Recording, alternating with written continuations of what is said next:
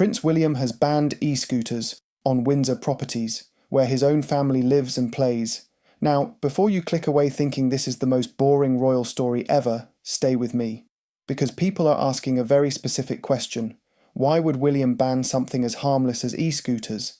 And more importantly, what does this tell us about who William really is?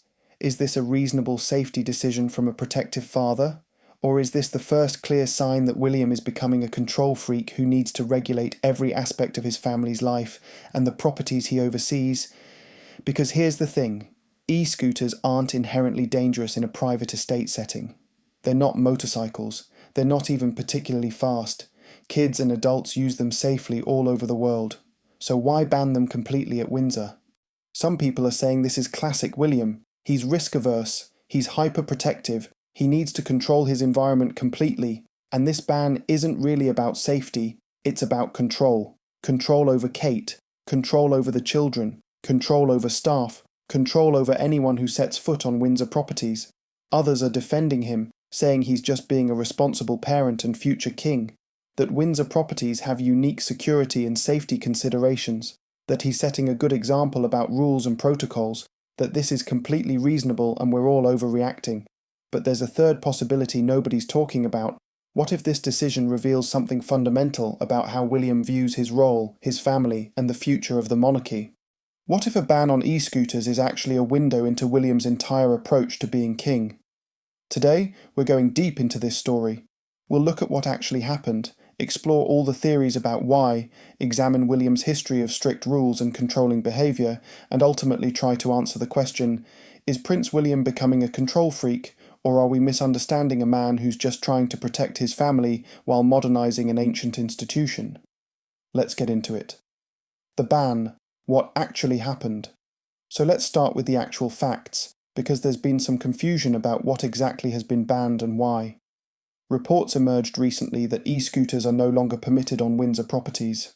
This includes Windsor Castle grounds, the private areas where William and Catherine live with their children, and potentially other royal properties in the Windsor estate.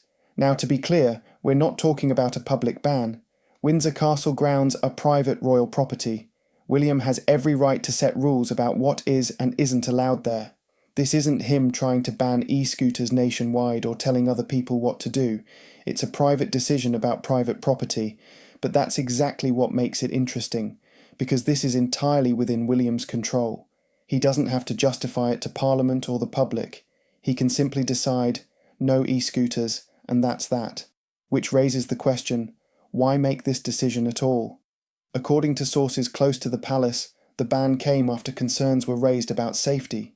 E-scooters can reach speeds of 15 to 20 miles per hour, sometimes more, on historic grounds with uneven surfaces, and narrow pathways and areas where staff, family members, and security personnel are moving around. There's apparently concern about accidents. There's also been mention of the historic nature of the properties. Windsor Castle is over 900 years old. Some of the pathways and courtyards have irreplaceable stonework. The theory is that e-scooters could potentially damage these historic surfaces, or that people riding them might not be paying proper attention to where they're going and could harm themselves or the property.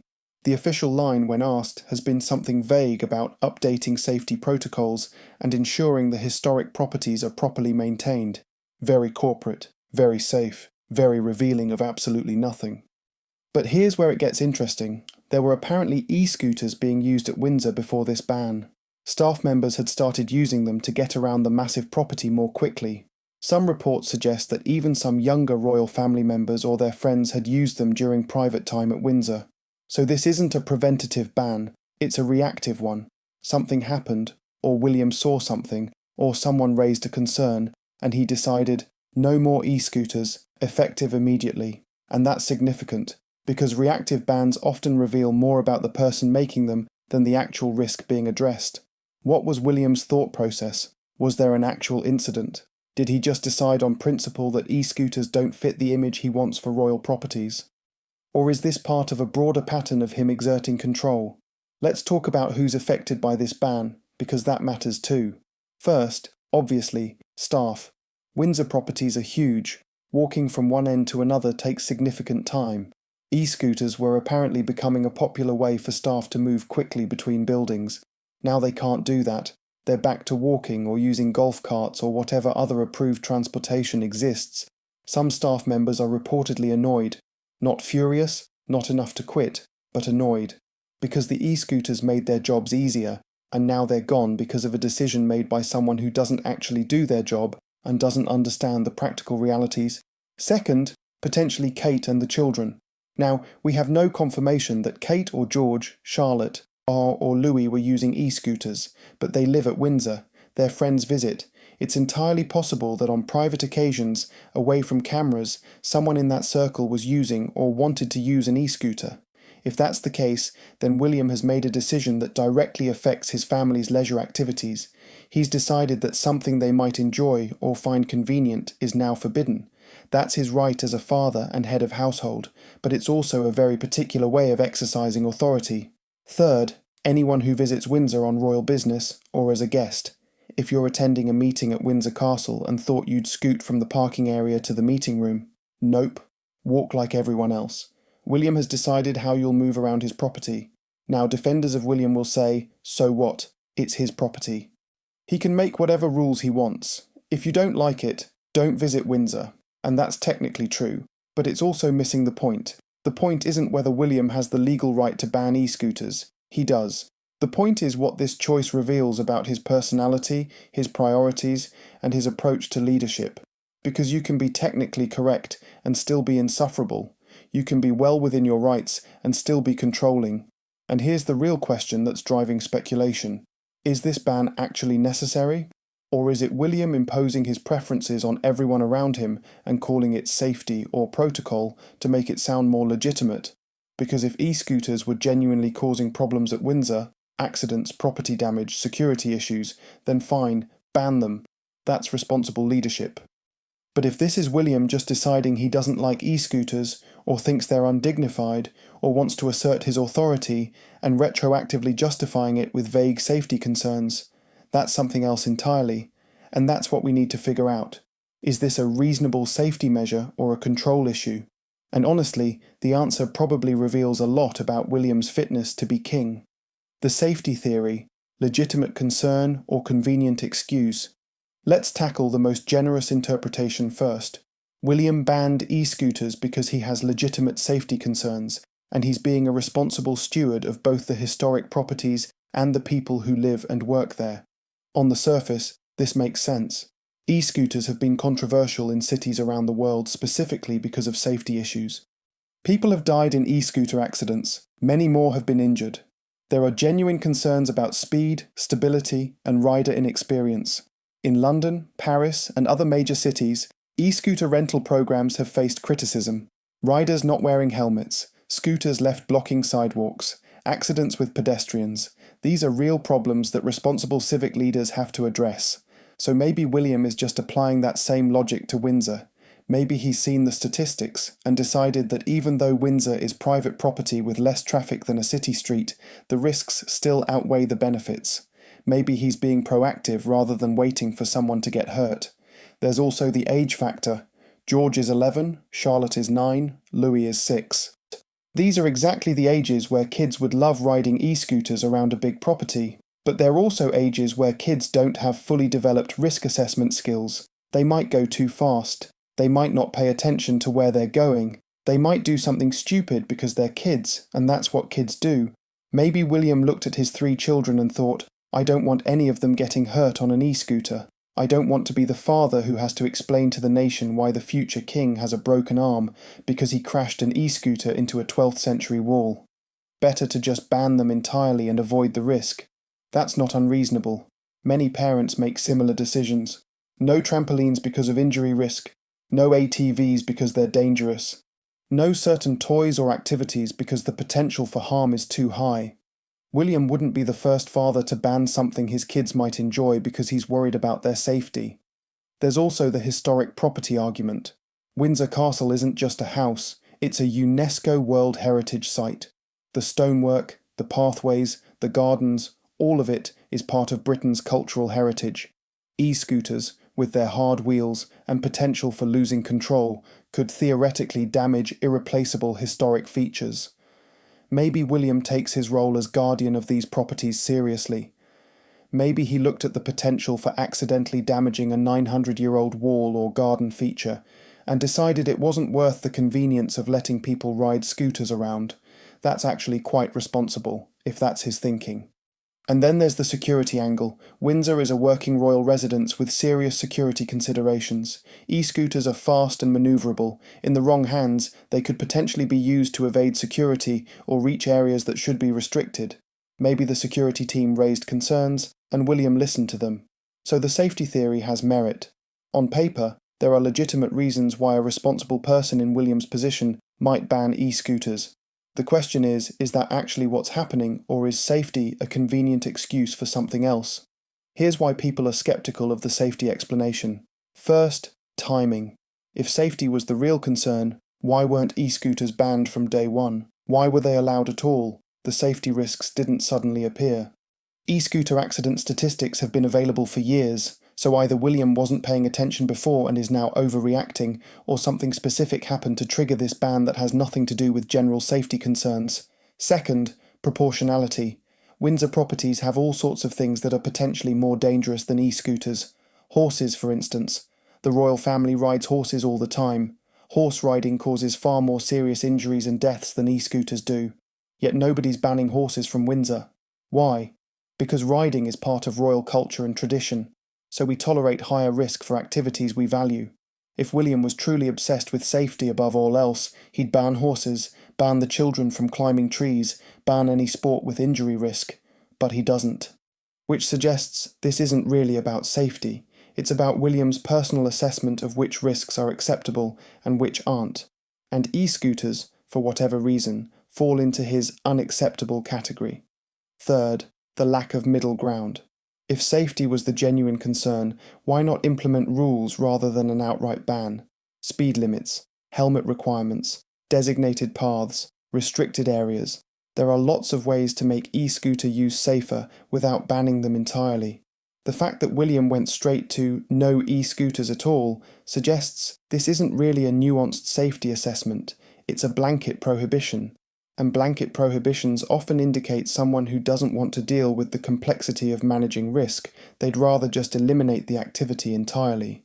That's not necessarily wrong, but it is revealing of a particular mindset. Fourth, the precedent it sets. If William bans e-scooters for safety reasons, what else will he ban? Bicycles, skateboards, rollerblades? Where does it stop? Each of those things has injury risk. Each of those things could potentially damage historic property if misused.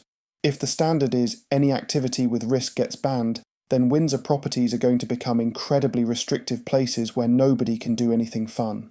And here's the really cynical take. Maybe William doesn't actually care that much about safety. Maybe he just thinks e-scooters look undignified.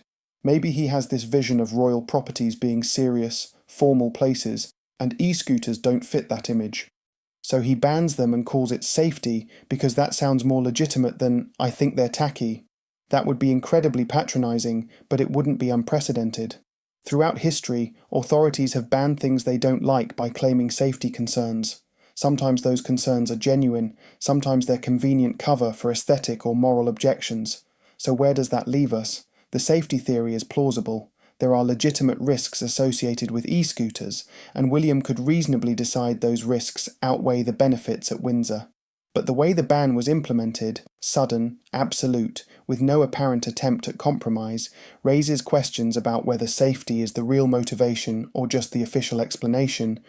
And those questions lead us to the more uncomfortable theory: this isn't about safety at all, it's about control. The control theory. Is William becoming a dictator? Now let's explore the theory that's got people talking. William didn't ban e-scooters because of safety. He banned them because he's a control freak who needs to regulate every aspect of life at Windsor, and this is just the latest example of his increasingly authoritarian personality. Before you dismiss this as tabloid nonsense, let's look at the pattern. Because if this was an isolated incident, fine, whatever. But there's growing evidence that William has a very specific personality type. He likes rules, he likes order, and he likes being in charge of both. Start with what we know about William's general approach to life. Multiple sources over the years have described him as someone who values routine, structure, and predictability. He likes schedules. He likes knowing what's happening when. He likes things done properly according to established protocols. Now, there's nothing wrong with that personality type. Lots of successful people are organised and appreciate structure. The question is, when does organised become controlling? When does appreciating structure become imposing rigid rules on everyone around you? The e-scooter ban might be the line where William crosses from reasonable to unreasonable, because this isn't about his personal routine, it's about removing other people's options. He's not saying, I won't ride an e-scooter. He's saying, nobody can ride an e-scooter at Windsor, because I've decided it's not allowed. That's a different level of control. That's not managing his own life, it's managing everyone else's. And here's where it gets psychologically interesting. People who need to control their environment are often dealing with anxiety. They create rules and structures because uncertainty makes them uncomfortable. By controlling as many variables as possible, they reduce the chaos and unpredictability of life. Is that what's happening with William? Is he so anxious about potential problems, safety issues, PR disasters, loss of dignity, that he'd rather ban things preemptively than risk any negative outcome? That would explain the absoluteness of the ban. He's not weighing risks and benefits. He's eliminating risks entirely by forbidding the activity. But if that's his mindset, it's deeply problematic. Because you can't control everything. Life is inherently unpredictable, and attempting to control everything just makes you exhausting to be around.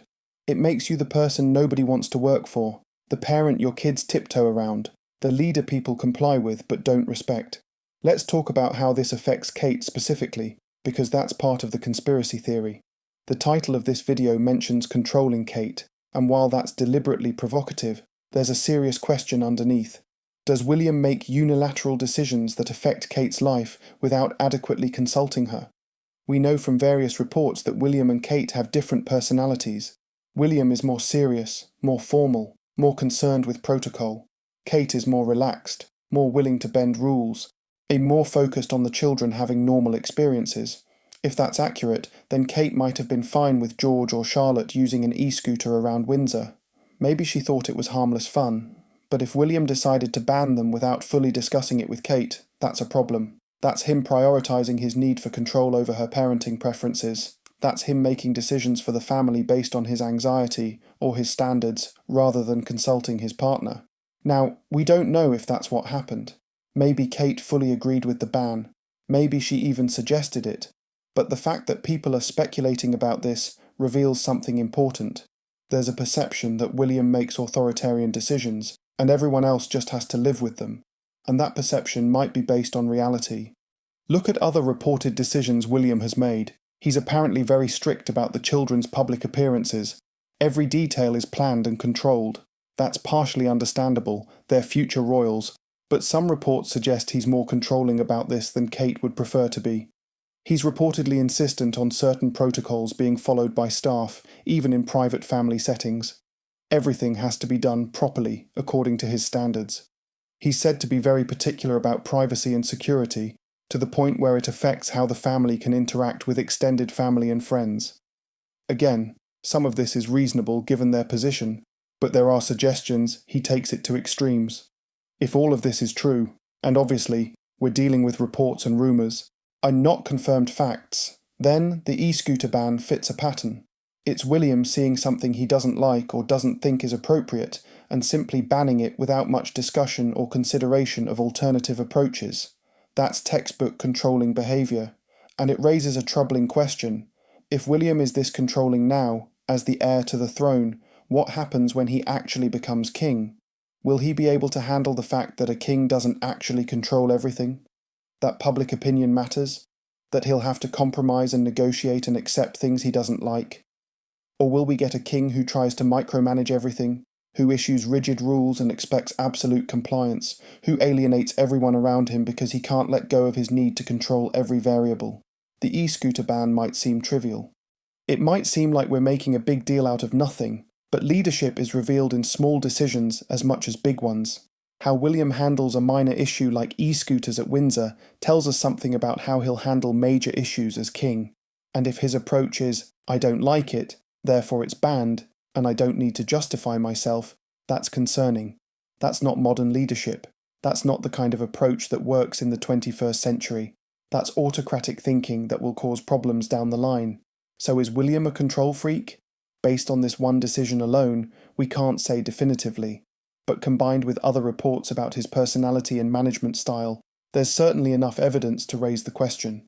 And that question matters because William is going to be king. And the kind of king he becomes will be shaped by the personality traits he's displaying right now. The royal protocol theory. Is this about image and tradition?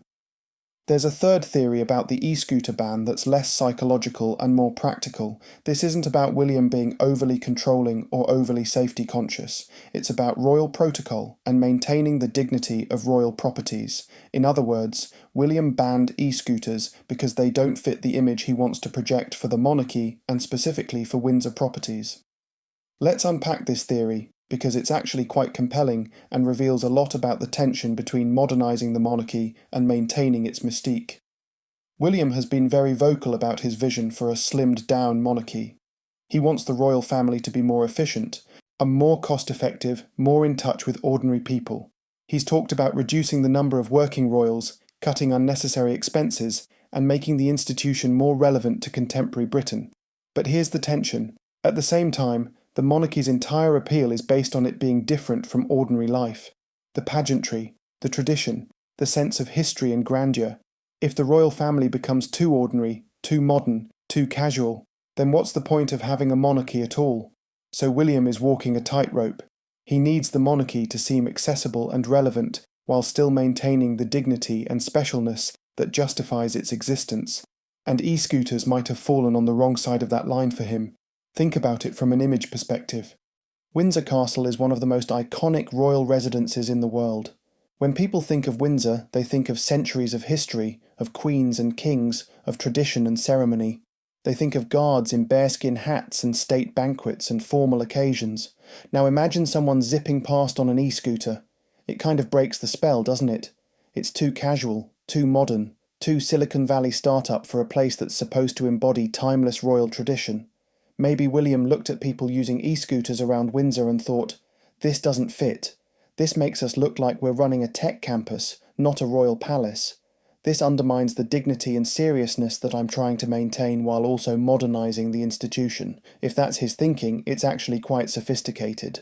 He's not being a control freak, he's being a brand manager. He's thinking about how every detail of royal life contributes to or detracts from the public's perception of the monarchy. And he's decided that e-scooters detract. There's historical precedent for this kind of thinking. Throughout royal history, monarchs and their advisors have been very careful about what's allowed at royal residences and what isn't. Not just for safety reasons, but for image reasons. Certain activities are considered undignified or inappropriate for royal settings. For instance, you won't see royal family members chewing gum in public. Not because gum is dangerous, but because it's considered undignified. You won't see them wearing overly casual clothing at formal events, not because there's a safety issue, but because it doesn't fit the image. The e-scooter ban might be the same thing. William has decided that e-scooters, regardless of their practicality or safety, just don't fit the image he wants for royal properties. And as the future king and current overseer of those properties, he has the authority to make that call. This theory actually makes William look quite strategic rather than controlling. He's thinking about perception and messaging. He's curating the royal brand. That's not micromanagement. That's leadership. But, and this is important, it also reveals something about William's priorities. If he's willing to ban something useful and harmless because it doesn't fit his aesthetic vision, what else will he sacrifice for image reasons? Will he prevent his children from doing things that normal kids do because it doesn't look royal enough? Will he force Kate to maintain a certain appearance or behaviour that she finds restrictive? Will he impose outdated protocols on staff and family because that's what looks proper, even if it makes everyone's life harder? The royal protocol theory paints William as someone who's very conscious of image and tradition. That's not inherently bad. Image matters for the monarchy. But it could become bad if William values image over substance, if he's more concerned with how things look than how things actually are. There's also a question of whether William's assessment is even correct. Does the public actually care if someone uses an e-scooter at Windsor? Would it really damage the monarchy's image? Or is William projecting his own preferences onto the public? And polls and public sentiment suggest that younger Britons especially want a more modern, accessible monarchy. They're less impressed by stuffy protocols and more interested in seeing royals who seem like real people. An e-scooter ban might actually be working against William's stated goal of making the monarchy more relevant and relatable. So if the protocol theory is correct, it might reveal that William is somewhat out of touch with what modern Britain actually wants from its monarchy. He's fighting to preserve a dignity and formality that his future subjects don't particularly value, and that's a strategic mistake, because when William becomes king, he'll need public support. He'll need people to believe the monarchy is worth keeping. And if he's spent years imposing rigid protocols and banning harmless modern conveniences because they don't fit his Victorian vision of royal dignity, he might find that public support has evaporated. The e-scooter ban, seen through the protocol theory, is William trying to maintain tradition and dignity. But it might also be William failing to understand that tradition and dignity aren't what the monarchy needs most right now. What it needs is relevance, warmth, and connection to ordinary people. And you don't get that by banning e-scooters because they're too casual. What this reveals about William's personality and future reign. So we've explored 3 theories: safety, control, and protocol. Now let's step back and ask the bigger question. What does the e-scooter ban actually reveal about William's personality and his approach to family and leadership, and what kind of king he'll be? Because regardless of which theory is most accurate, this decision tells us something, and that something might be more important than whether people can ride e-scooters at Windsor. Let's start with the most positive interpretation. If we assume the best of William, this decision reveals someone who takes his responsibilities seriously. He's protective of his family, careful about security, concerned about preserving historic properties, and thoughtful about how the monarchy is perceived. He makes decisions based on what he thinks is right, even if they're unpopular. He doesn't bow to pressure to allow things just because they're trendy or convenient. That's actually valuable in a future king. You want someone who thinks carefully about consequences. You want someone who isn't just following every modern trend. You want someone with principles and the courage to enforce them. The problem is, all of those positive qualities can become negative if taken too far. Protective becomes overprotective. Careful becomes paralysed.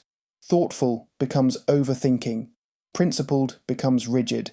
And that's the concern with William. There are enough reports about his personality, his need for order, his discomfort with uncertainty, his tendency toward formality, that this e-scooter ban might reveal someone who's sliding from the positive version of these traits into the negative version. Let's talk about risk tolerance, because that's central to understanding William. Everyone has a different tolerance for risk. Some people are comfortable with a lot of uncertainty and potential danger. Others need safety and predictability. Neither approach is inherently wrong, they're just different. William appears to have low risk tolerance. He's not a thrill seeker. He's not someone who enjoys pushing boundaries or living dangerously. He seems most comfortable when things are structured, controlled, and predictable. Again, that's fine for a private individual. But William isn't a private individual. He's going to be king. And being king in the modern era requires accepting a certain amount of risk and uncertainty. You can't control everything. You can't prevent all possible problems. You have to make peace with the fact that things will go wrong sometimes, and that's okay. If William can't do that, if his instinct is always to ban things or impose restrictions to minimize risk, then he's going to struggle as king. Because every decision he makes will be criticized. Every public appearance carries risk of gaffes or accidents. Every policy has uncertain outcomes. If William needs to control all of that to feel comfortable, he's going to be miserable, and he's going to make everyone around him miserable too. The e-scooter ban might be a small example of this larger issue. William saw a potential risk: accidents, property damage, security issues, image problems, and his instinct was to eliminate it completely rather than manage it. That's understandable as an impulse, but it's not sustainable as a leadership strategy. Now let's talk about William's relationship with Kate, because this matters enormously. The strongest, most successful royal marriages have been partnerships where both people have influence over family decisions. The weakest have been where one person dominates and the other just goes along with it. If William is making major decisions about family life, where they live, how the children are raised, what's allowed at their homes, without genuinely collaborating with Kate, that's a problem. Not just for their marriage, but for William's effectiveness as a leader, because one of Kate's greatest strengths is her connection to normal British life. She didn't grow up royal. She understands what ordinary families do and value. She's reportedly the one who pushes for the children to have normal experiences, who wants them to be able to run around and play and be kids, who worries less about protocol and more about happiness.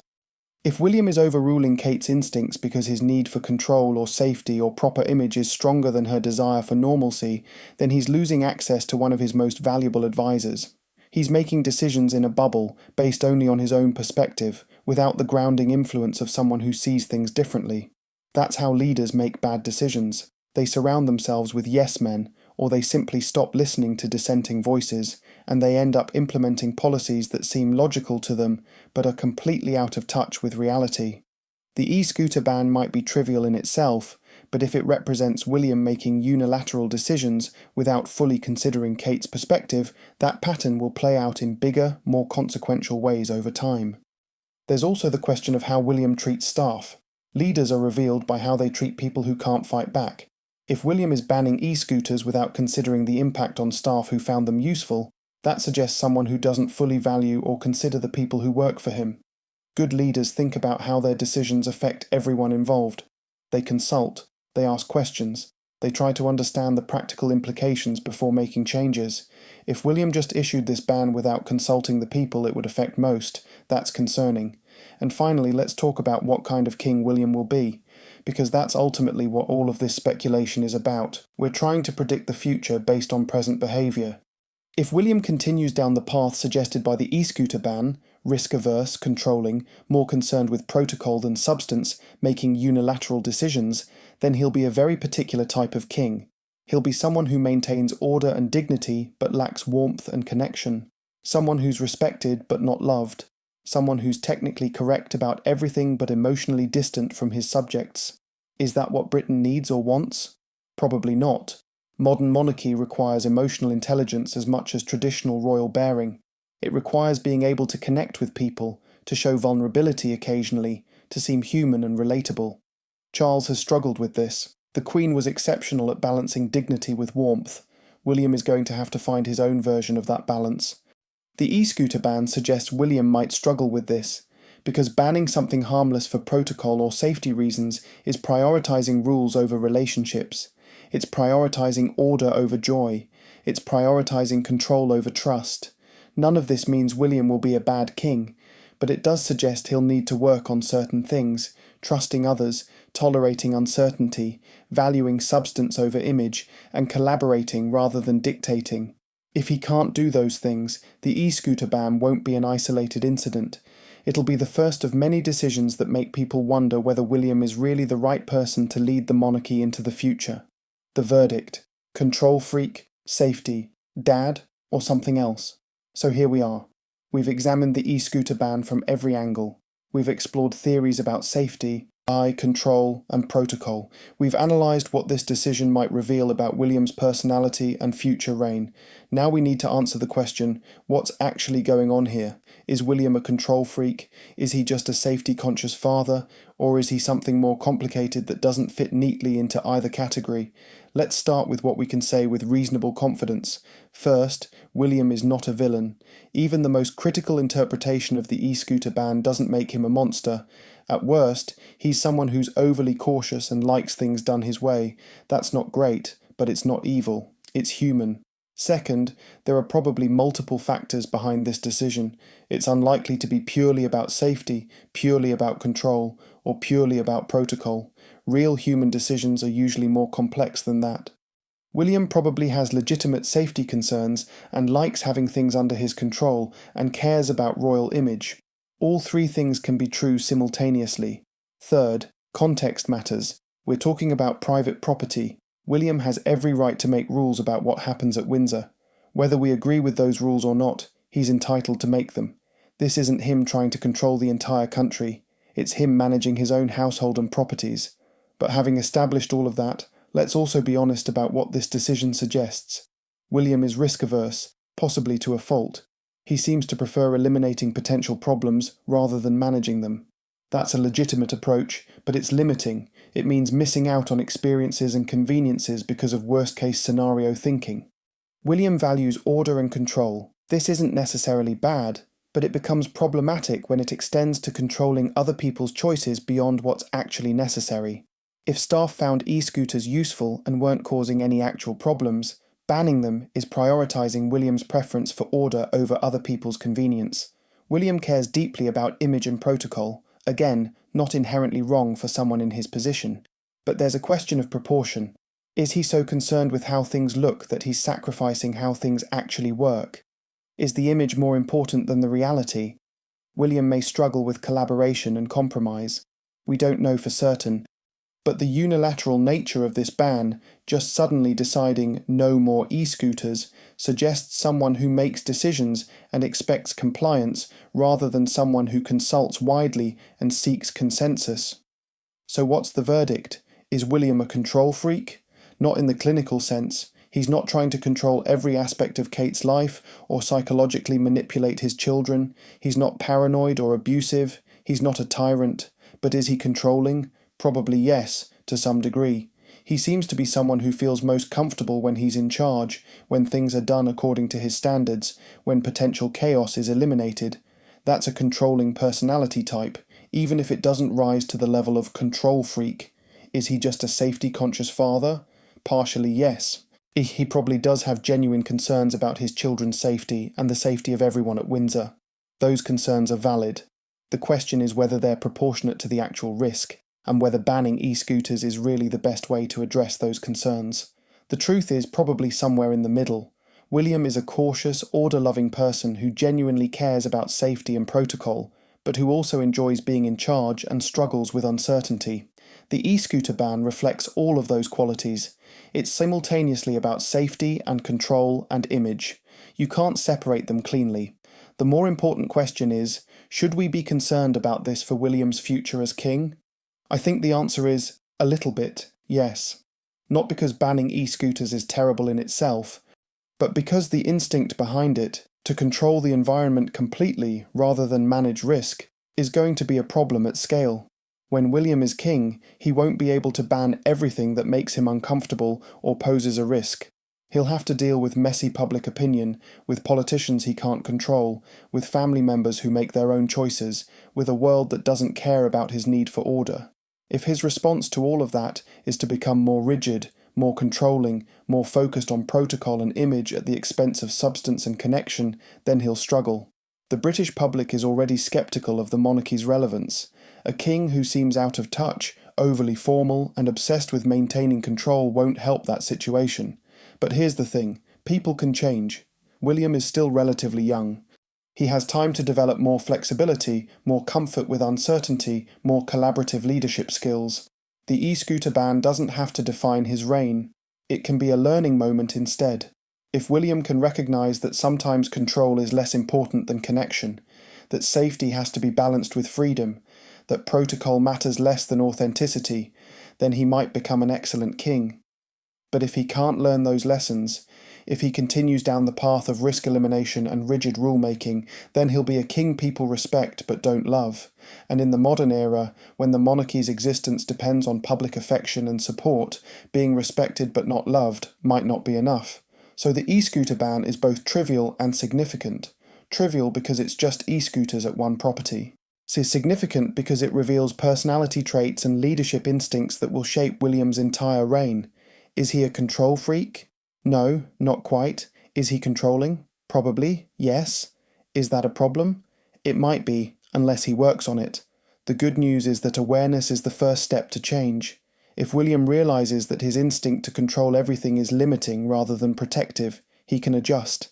If he listens to Kate, values input from staff, and prioritises substance over image, he can become the king Britain needs. But if he dismisses criticism, doubles down on his instincts, and continues making unilateral decisions that prioritise his comfort over other people's preferences, then the e-scooter ban will be remembered as the first sign of a bigger problem. Time will tell, but we're all watching. And William should know that every decision, even the seemingly trivial ones, tells us something about who he is and who he'll be as king. The e-scooters are banned at Windsor. The question is, what else will William ban, and will he realise the cost of his need for control before it's too late? So there you have it.